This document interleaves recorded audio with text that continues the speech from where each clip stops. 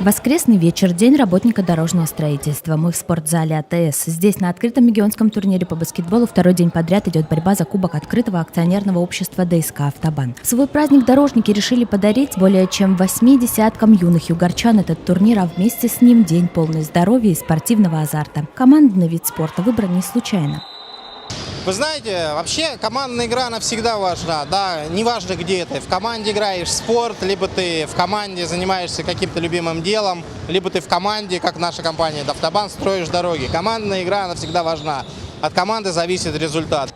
Важно, что борьба на турнире была не номинальная. За звание обладателя кубка спорили команды из Покачи, Сургута, Радужного, Лангепаса, ДЮСШ номер 2 поселка Высокий и Мегионская ДЮСШ-1. До последнего не было понятно, кому же достанется победа. Баскетболисты признаются, что завидуют организации хоккеистов. У нас действительно сильная лига КХЛ, но променять мяч на клюшку никто не спешит. Верят, что и свой вид спорта смогут развить так же. Для этого и нужны подобные игры. На площадке все без купюр. Мяч должен оказаться в той корзине, которая принадлежит противнику твоей команды. И разве можно полюбить спорт, не узнав вкус победы и борьбу за нее? Вид спорта баскетбол. Ребенок открывается, проявляет свой характер лучший. Тут все на площадке открыто. Никаких взяток, никаких левых дел. Есть человек на площадке, он играет. Характер проявляется.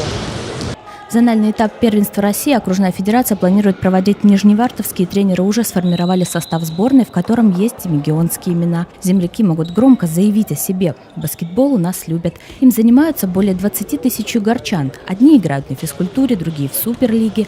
В окружной федерации состоит не менее 100 человек, и каждый, согласно концепции развития баскетбола, любит эту игру и популяризирует вид спорта.